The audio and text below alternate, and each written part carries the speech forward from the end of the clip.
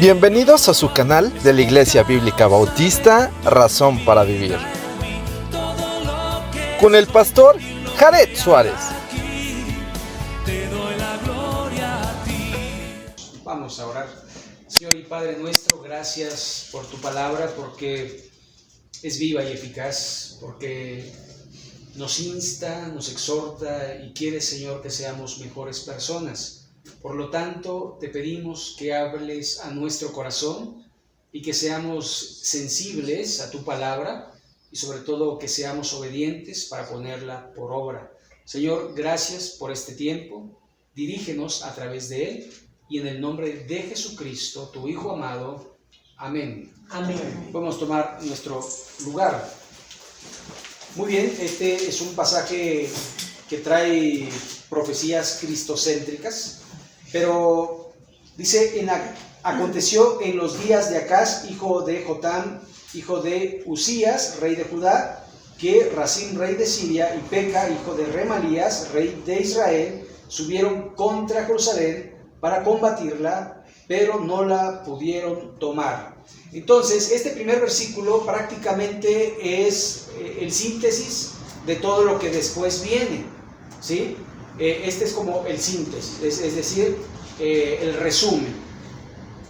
Ahora, hablamos de Asiria, que es un imperio antiguo que antes que surgieran los grandes imperios, sabemos que los grandes imperios son aquellos que están en la visión de Daniel, que son Babilonia, los medos, los persas, los griegos y los romanos. Pero este es un imperio junto con Egipto, que de alguna forma no se catalogaban como grandes, pero sí llegaron a gobernar ciertas regiones de la tierra, pero no tuvieron una extensión muy grande de gobierno. Por eso no se les llama grandes imperios. Pero sí, digamos, estaban en auge los asirios, que prácticamente es el norte, la parte de arriba de Israel.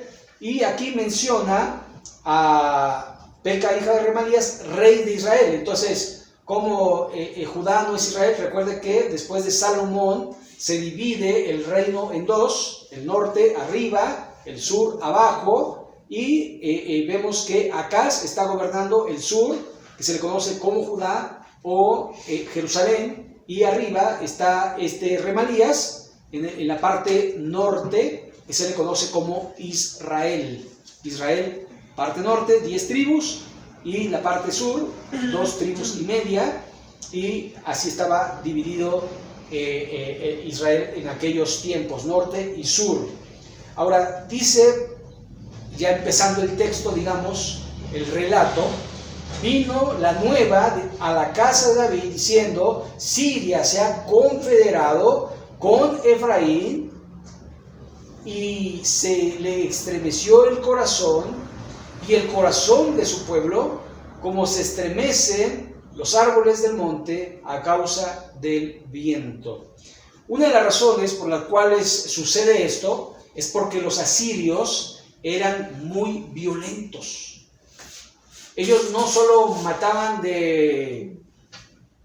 eran cortar cabeza, o a los niños agarrar y azotarles la cabeza contra las rocas, y a las mujeres abrirles el vientre si estaban embarazadas para que sus niños salieran, cosas de esas, ¿no? Eran muy violentos.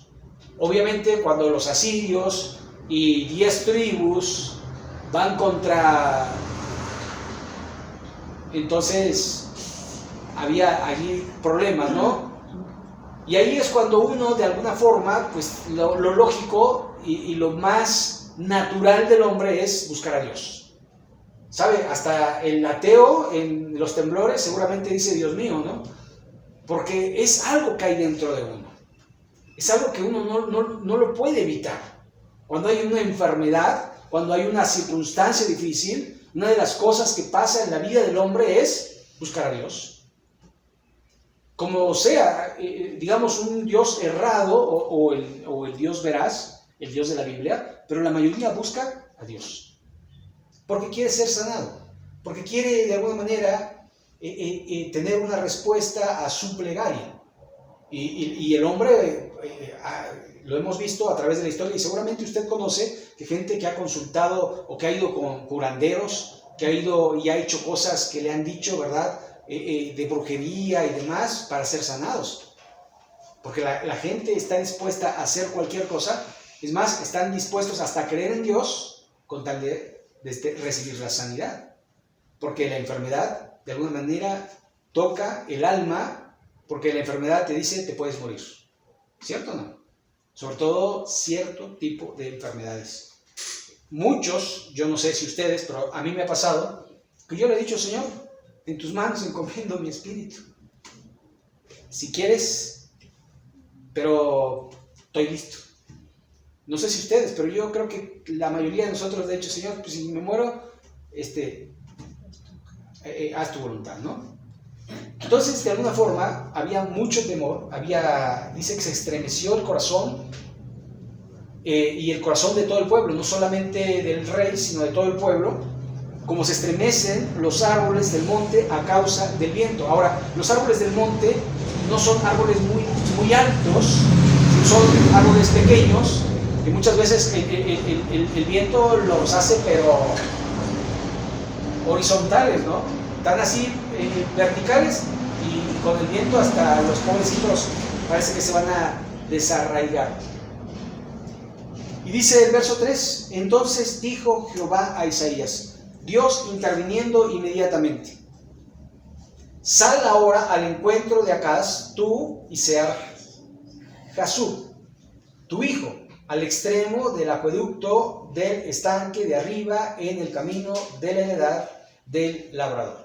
Entonces, le dice no solamente que salga, sino le dice a dónde tiene que ir, ¿no? Y es que allí estaba Acaz. Seguramente salió a meditar, seguramente salió a caminar, seguramente estaba preocupado por la situación en la que se encontraba la nación, y le dice Isaías, sal, pero no salga solo, ve con tu hijo, Sear-Jasub. Sear-Jasub quiere decir el remanente volverá o regresará. Y es curioso, ¿no? Que a un hijo le ponga el remanente regresará. ¿De dónde va a regresar? Bueno, del cautiverio. Porque finalmente, a finales del ministerio de Isaías, viene la catástrofe, o una de las catástrofes a Israel, a Judá sobre todo.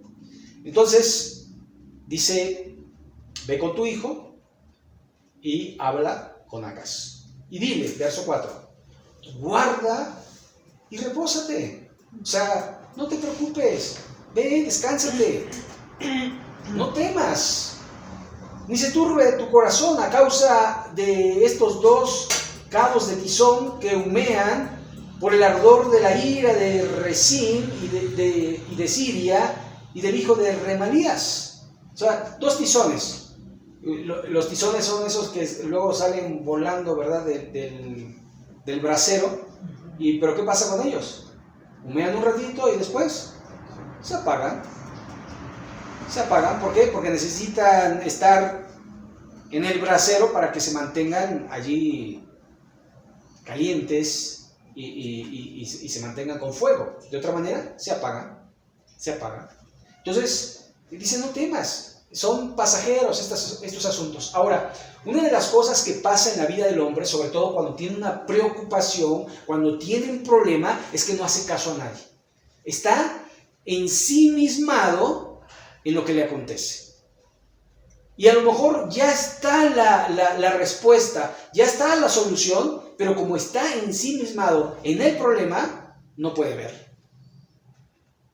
No puede darse cuenta que es un problema pequeñito. Y yo creo que a todos nos ha pasado, pero hemos hecho cosas grandes de insignificancias. Había una caricatura que veían mis hijos que se llama La Vuelta al Mundo en 80 días. Y eran de unos franceses, ¿no? Y había ahí uno que era el mero mero, y tenía una frase, o una de sus frases, porque siempre estaba dando frases, consejos a su amigo Passepartout. Y le decía, no hagas una topinera no hagas una montaña de una topinera, ¿no? Una topinera es, digamos, la montañita que hace el topo, su guarida, y esa es la topinera. Y no hagas una montaña de eso. Y muchas veces nuestras preocupaciones y nuestros pensamientos nos hacen ver más grandes los problemas de lo que son. ¿Cierto o no? Y le damos vuelo a la hilacha, como dicen, al pensamiento, y decimos, no, es que esto, y si aquello, y si aquí, y si allá, y si se muere, y si se enferma, y si aquí, y si no vuelve, y si aquí. ¿Me explico? La mente nos puede paralizar, nuestro pensamiento nos puede paralizar, y eso fue lo que hizo con Acaz. No pudo ver que Dios le estaba hablando. No pudo entender que Dios le estaba hablando para su bien, y él hizo caso omiso. Verso 5. Ha acordado maligno consejo contra ti, ¿quiénes? Rezín, Siria y Remalías. El sirio en Efraín, con Efraín y con el hijo de Remalías, diciendo, vamos contra Judá, aterroricémosla y repartámosla entre nosotros y pongamos en medio de ella por rey al hijo de Tabel. Ahora, lo lograron. Estaban aterrorizados. El verso 2 nos lo decía, se estremeció el corazón y el corazón de su pueblo. ¿Sabe? El temor nos paraliza. El temor nos hace pensar cosas que no deberíamos de pensar. ¿Sabe? En una ocasión tuve unos mareos, ¿no? Tuve unos mareos, estaba un poco enfermo. En ese momento mi corazón latía 32 por minuto y se me bajaba mucho la presión. Entonces me mareaba. Y a punto de desmayo, pero gracias a Dios nunca me desmayé, pero estaba muy débil. Y me acuerdo que en una ocasión que estaba mareado, me puse a jugar con el mareo. Y dije, a ver hasta dónde aguanto, ¿no? Y porque yo decía, a ver, y estaba ahí mareándome, ¿no? Y yo estaba ahí, ¿no? Y de repente dije, no, ya, y me volteaba, y con voltearme se me quitaba el mareo. Pero qué necesidad, ¿no? O sea, pero a veces somos así los seres humanos, queremos experimentar qué se siente estar en lo más bajo, qué se siente estar en la depresión, qué se siente estar en la tristeza, qué se siente estar allí, cuando realmente no deberíamos ni siquiera pensar en ello, y más bien mantenernos a flote, cuerdos, para hacer la voluntad de Dios. ¿Para qué quieres autodestruirte? ¿Para qué quieres de alguna manera pensar incorrectamente cuando puedes pensar correctamente? Por eso Dios nos invita a pensar lo puro, lo amable, lo que es de buen nombre. Porque el pensamiento del hombre no es el pensamiento de Dios. Y Dios lo dice, mis pensamientos no son vuestros pensamientos. Así que de alguna forma necesitamos entender y comprender que Dios quiere encaminarnos siempre a lo mejor. Y aunque a nosotros no nos parezca lo mejor, la voluntad de Dios siempre va a ser agradable y perfecta. En medio del sufrimiento, en medio de la carencia, en medio de la circunstancia, siempre va a ser agradable y perfecta. Dios nunca se equivoca, jamás, jamás. Así que debemos confiar plenamente en Dios. Eso no nos exime de dolor, eso no nos exime de problemas. Jesús es un ejemplo. Jesús era el Hijo de Dios, era Dios mismo. Y habla con su Padre y le dice, si quieres que pase de mí esta copa, ¿pero qué? No se haga mi voluntad, sino la tuya. Y estaba allí sufriendo, y 3 veces, y 3 horas orando, hágase tu voluntad, y sudando grandes gotas de sangre. Pero después afirmó su rostro y dijo, voy a ser obediente. Llegaron por él, lo apresaron en la madrugada, a las 12 de la noche, de nuestro horario, estuvo allí en una celda, lo llevaron muy temprano a la casa de Anás, a la casa de Caifás, lo regresaron con Anás, después lo llevaron con Pilato, Pilato lo lleva con Herodes, Herodes lo lleva otra vez con Pilato, lo azotan, le ponen su corona de espinas, se enseñorean de él prácticamente, le hacen llevar su cruz y lo crucifican. Ahora, si usted supiera que va a morir de esa forma, usted no quisiera morirse. Porque la mayoría de nosotros sí, cuando el Señor quiera que nos lleve. ¿No? ¿Cierto o no? Pero si nos dijeran que vas a agonizar, que vas a tener unos dolores horrendos. ¿Sabe? Mi abuelo murió de cáncer en el páncreas. 3 meses hospitalizado. Y después venían esos dolores donde ya ni siquiera podíamos visitarlo. Y se le ponía, no sé, creo que heroína o algo así, para los dolores tan intensos, y ni así se le quitaban. Era un sufrimiento terrible. Y vas viendo cómo tu ser querido se va yendo, porque se va secando, va adelgazando de tal manera que dices, y llega la muerte. Y uno diría, ¿y por qué, Señor, no mejor me quedo dormido y ya no despierto? Y no siento nada. Bueno, porque en todo ello Dios prueba nuestro corazón. Y recuerde, no os ha sobrevenido ninguna tentación que no sea humana. Pero fiel es Dios, que juntamente con la tentación dará la salida para que podamos soportarlo. Así que lo que viene a nuestra vida es algo que podemos soportar, que podemos resistir. No es algo que uno diga, no, yo no puedo. Mejor dicho, yo no quiero. Porque cuando uno se da por vencido, no es por no querer, no por no poder, sino por no querer. No quiero sufrir esto, no quiero aquello, y desiste, pero Dios quiere que seamos valientes y esforzados para hacer su voluntad. Y si el Señor quiere que padezcamos por un poco de tiempo, Señor, que se haga tu voluntad, solamente fortaléceme, solamente ayúdame, solamente manténme, sosténme. Señor, ayúdame a hacer siempre tu voluntad. Necesitamos fortalecernos en el Señor, en el poder de su fuerza, si no, no vamos a poder. Verso 7, por tanto Jehová el Señor dice así, no subsistirá ni será, porque la cabeza de Siria es Damasco, y la cabeza de Damasco Rezín, y dentro de 75 años Efraín será quebrantado hasta dejar de ser pueblo, y la cabeza de Efraín es Samaria, y la cabeza de Samaria el hijo de Remalías. Si vosotros no creyereis, de cierto no permaneceréis. Así que desde aquel entonces se requería de fe. Si no crees, no va a poder ser. Ahora, esto fue en el 735, antes de Cristo, y curiosamente, 3 años después de esto, murieron estos Rezín y Remalías. En 3 años. Ahora, usted sabe que los problemas se heredan.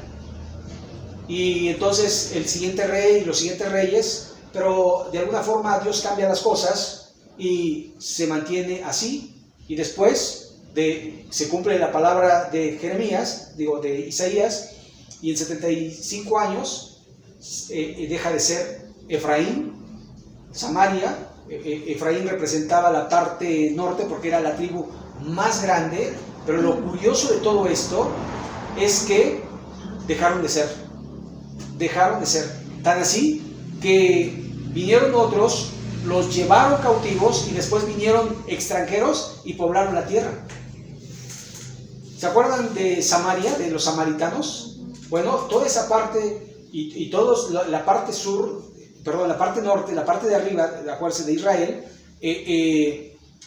eran mezcolanza, no eran puros los judíos, y había un problema, y por eso a los samaritanos hasta se le catalogaba como perros, y no los querían.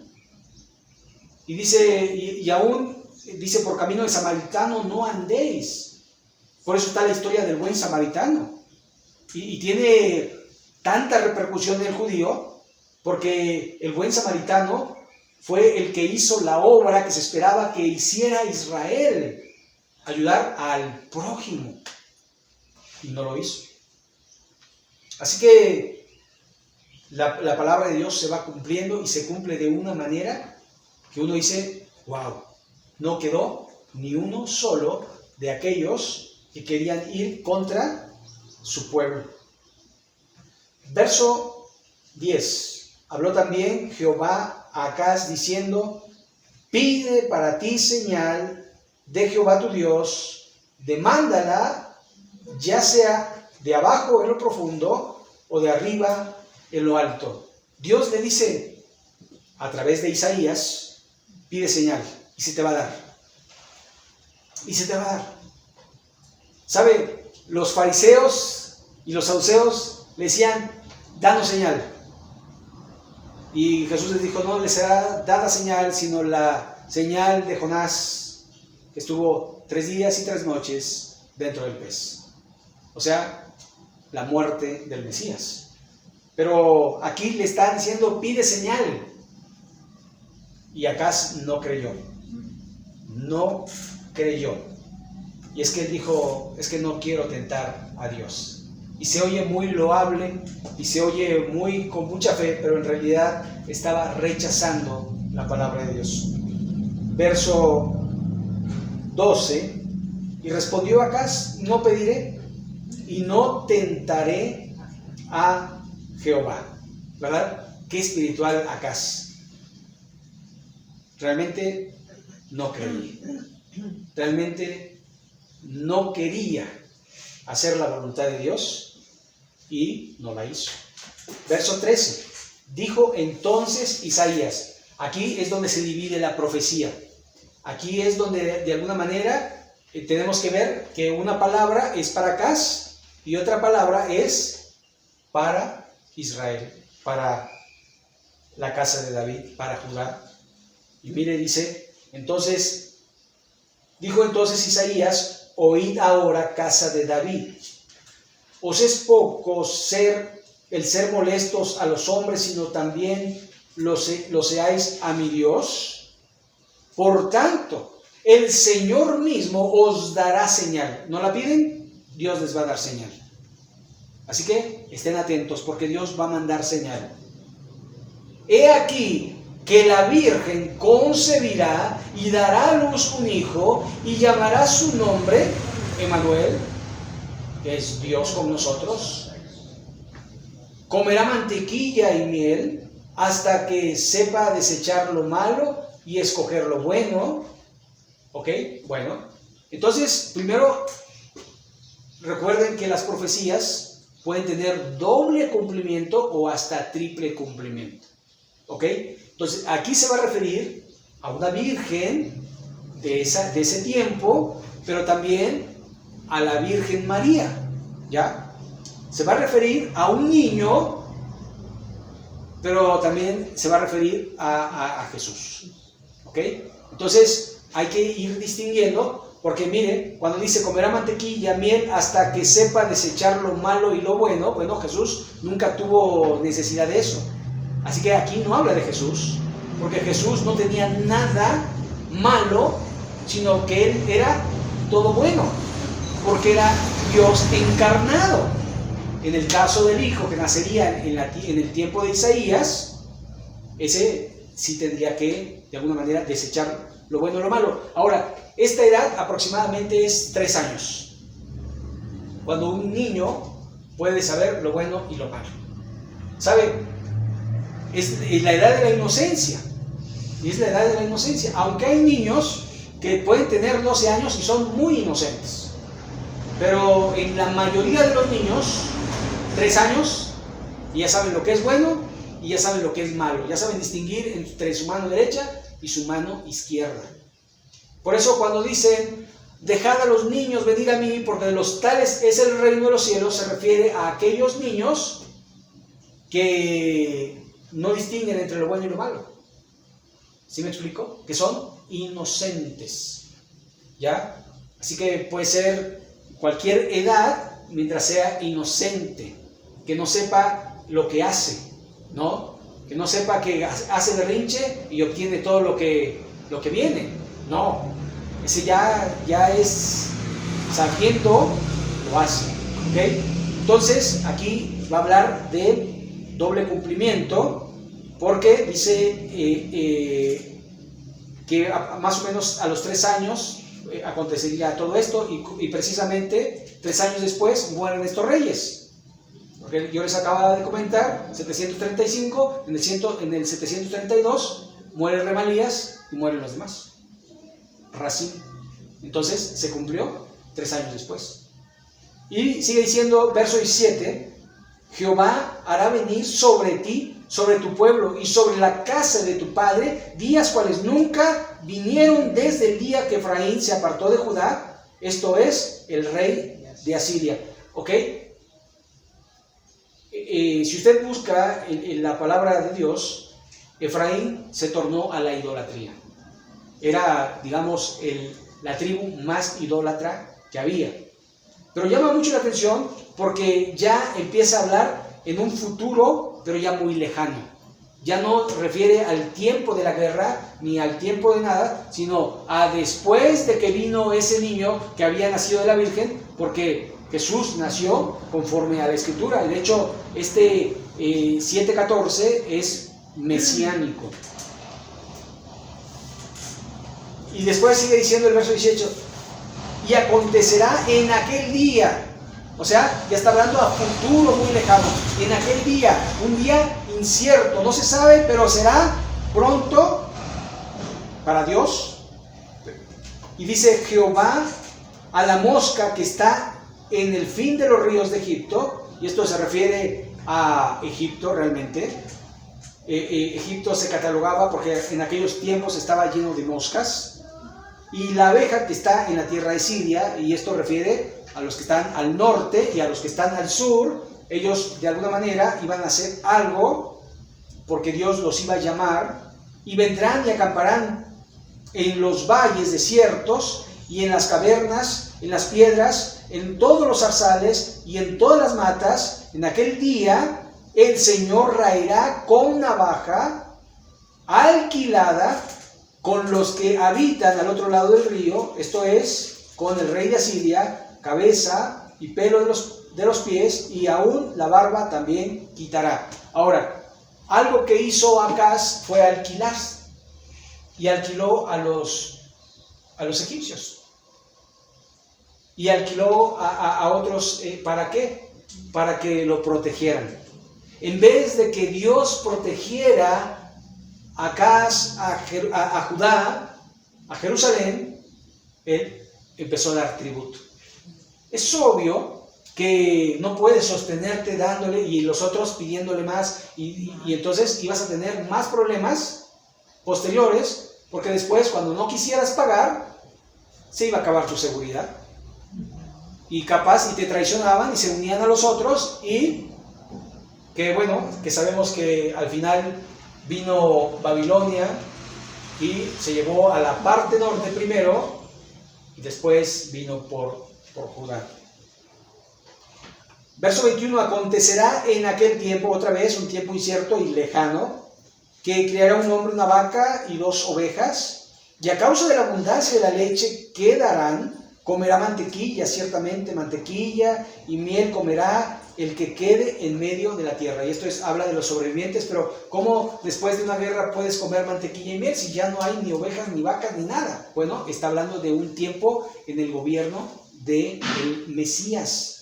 Verso 23, acontecerá también que en aquel tiempo, que el lugar donde había 1000 vides, que valían 1000 siclos de plata, será para espinos y cardos. Es decir, ya no hay necesidad de mosto. De hecho, parece ser que lo va a quitar Dios. ¿Sabe? Una de las cosas que vemos en nuestros días es el problema del alcoholismo. Hay mucho alcohólico. Ustedes pueden ver los fines de semana cómo la gente se reúne ¿a qué? A tomar. A tomar. A tomar. De hecho, algunos hasta han inventado, le han cambiado los días, los nombres a los días, ¿no? Y empiezan desde el jueves, dicen, ¿no? Y hasta le llaman jueves, ¿no? Porque ese día, y cosas como esas, ¿no? ¿Sabe? Hay mucho problema de alcoholismo en los jóvenes y en los adultos. Y lo único que sabemos acerca del alcoholismo es que trae mal y no bien. ¿Sabe? El otro día platicaba con un joven más o menos de unos 24, 25 años. Y él me decía, tengo 9 meses que no ingiero nada de alcohol. Nada de alcohol. ¿Y cómo te sientes? Mejor. Y disfruto más de la vida. Y también mi bolsillo me lo agradece. Y es que mi papá y mi abuelo y todos han tenido problemas de alcohólico. De hecho, se separaron y tuvieron problemas por esto. Y entonces yo le decía, bueno, entonces Dios te está guiando precisamente a darte cuenta que el alcohol lo único que te va a traer es mal. Mientras que te alejes de él, vas a traer bien. Vas a tener cordura para tomar decisiones correctas. Así que vemos cómo en nuestros días el alcohol es un gran negocio. Y los gobiernos se benefician de la venta del alcohol, tan así que cobran grandes impuestos, pero no se deja de vender el alcohol y cada vez es más caro. Igual que todos los vicios, el tabaco. ¿Sabe? El otro día, porque luego uno va a un Oxxo o a alguna tienda y hay gente que compra tabaco, 70 pesos una cajetilla de cigarros. Y dice, ¿qué? ¿Y cuántos te fuman? Y es que yo me acuerdo que en mi adolescencia yo me fumaba una diaria. Digo, no, en estos días yo no sobrevivía. No. O sea, es una cosa que uno no ve, no entiende. Y lo peor de todo, no solamente es eso, sino que estás perjudicando tu salud, tu cuerpo. ¿Saben? La gente gasta para dañarse a sí misma. ¿Y saben? Para dañar a los demás. Es una forma egoísta de autodestrucción, porque no solamente te autodestruyes, sino lastimas a tus seres queridos. Porque un borracho se gasta la quincena y luego los hijos que comen. ¿Sí me explico? Así que, de alguna forma, Dios va a quitar el mosto, el vino con lo que se embriagaba la gente y va a poner puros cardos y espinos. Verso 24, con saetas y arco irán allá, porque toda la tierra será espinos y cardos. Y a todos los montes que se cavan con azada, o se cavaban con azada, no llegarán allá por el temor de los espinos y de los cardos, sino que serán pasto de bueyes y para ser hollados de los ganados. Así que esos espinos van a servir para alimentar al ganado. ¿Sabe? Es algo que Dios ha puesto. De hecho, si ustedes se dan cuenta, en la maldición con Adán y Eva, espinos y cardos la tierra te va a producir. Pero ahora parece ser que es en gran escala, de tal manera que no los pueden quitar. Y bueno, tenemos que entender más o menos que la historia del hombre es así. Tenemos más o menos, a partir de Jesucristo, tenemos los grandes imperios, que son los romanos. Los romanos aparentemente dejan de ser, pero no dejan de ser, sino que subsisten de alguna manera a través de la Iglesia Católica, Apostólica y Romana. Pero surge otro imperio, se llama el Imperio Otomano, que es el imperio de los musulmanes. Pero después surge otro imperio, que es el imperio de los ingleses. Y los ingleses derrocan a los otomanos. Pero después vienen las guerras, las grandes guerras, la Primera y la Segunda Guerra Mundial. Y después surgen las Naciones Unidas y surgen otro tipo de alianzas que de alguna manera para tener un control sobre las armas y las guerras en el mundo. Y después viene el Señor Jesucristo y viene una tercera guerra mundial junto con la gran catástrofe climática que va a haber en esta tierra. Pero gracias a Dios la iglesia ya no está. Pero ese sería el resumen de la iglesia, de la historia. Así que un día no va a haber nada.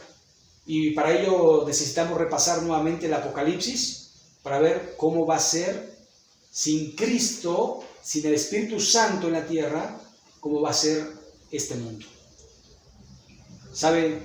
Si sin Dios la gente está sin esperanza, con Dios deberíamos de estar seguros que ni la muerte, ni la vida, ni principados, ni potestades, ni nada nos podrá separar del amor de Dios que es en Cristo Jesús. Así que tenemos que estar confiados y vivir confiados, haciendo que la voluntad de Dios en las cosas que Dios nos ha puesto, en nuestro trabajo, en nuestro hogar, en nuestra vida cotidiana, Señor, glorificando tu nombre. Ayúdanos a glorificar tu nombre. Ayúdanos a desechar las cosas malas de nuestra vida para hacer lo bueno, lo recto, lo justo, lo que a ti, Señor, te agrada. Y es algo que necesitamos pedirle todos los días, empezando con hoy. Hoy quiero vivir la vida cristiana como tú mandas. Hoy quiero desechar lo malo de mi vida. Hoy quiero ser de 10 para ti, Señor. Quiero honrarte y glorificarte. Y mañana, cuando nos levantemos, cuando hagamos nuestro devocional, Señor, quiero ser de 10. Y así, cada día, Señor, ayúdame a ser de 10. Ayúdame a glorificar tu nombre. Ayúdame a cambiar. Ayúdame a quitar lo malo que hay en mí para tu gloria y para tu honor. Así que vamos a terminar este tiempo. Vamos a ponernos en pie para orar a nuestro Dios. Y vamos a orar.